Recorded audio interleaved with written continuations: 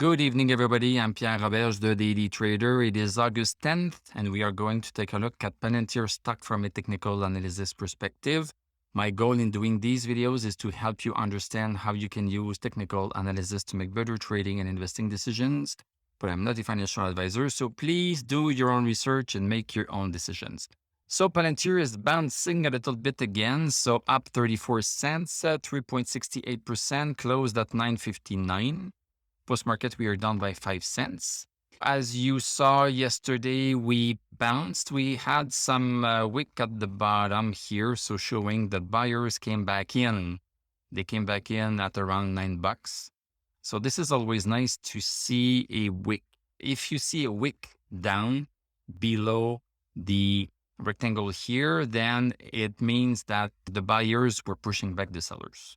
The buyers were pushing back the sellers, so that can be good news when this happens at a significant support. At $9, this is a significant support because this is really the first support that the stock ever had, $9.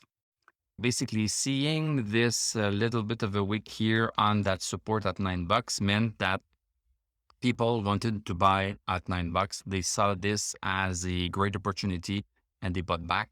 And this is when the sellers lost that round. It seems like the buyers are there a little bit, although we need to be careful because when the stock drops like this, it's quite rare that it's going to go back up as fast as that. It's possible, but it's rare. Right now, yes, there's a little bit of a bounce, but as we say, even a dead cat can bounce when it falls. It's still dead. It bounces not because it's alive, but it bounces just because of its dead weight.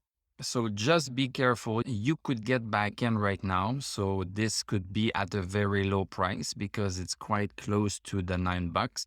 And if it goes back to $9, you can get out again. You could lose 60 cents out of 960. That's not so bad. Or you can observe a little bit and see what is going to happen.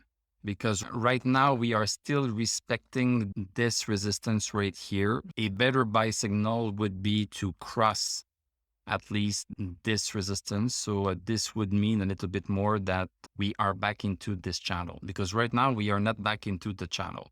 We are higher than we were yesterday. So that's a good sign. We still have a wick at the bottom. This is a good sign, but we are not back in the channel. And also our indicators, of course, have all been affected by this big drop. So stochastic is at 31. And even if we go on the 1 hour chart, stochastic is still not above 60. So this move back up right here is not to be believed yet, until at least we have the 1 hour chart. So that's the tightest you can play it. For the 1 hour chart, we don't have stochastic at over 60 yet. It's still not too bad at 42. But it's not there yet. So maybe we are going to get another move back down before we have a retry of this resistance. And if this happens, we should have stochastic over 60 at that point, and then that's a safer bet to get back in. It's always risk reward. It's always that. Coming back on the daily chart, stochastic at 31, of course, MACD has broken over bearish. Yes, we know, and everything is a little bit negative. Maybe because what is happening with the markets, with the CPI index, you can take a look at my Tesla video where we look at the Dow Jones and the other indices and the VIX also, and some of the news regarding inflation. Maybe because of that, this is going to go back up faster. That's always a possibility. Thank you very much for watching. Thank you for liking, commenting, subscribing. If you like what I do, you can become a YouTube member. Click on my TradingView affiliate link. I'm going to wish you a great evening. We are going to talk tomorrow and I'm going to tell you à la prochaine.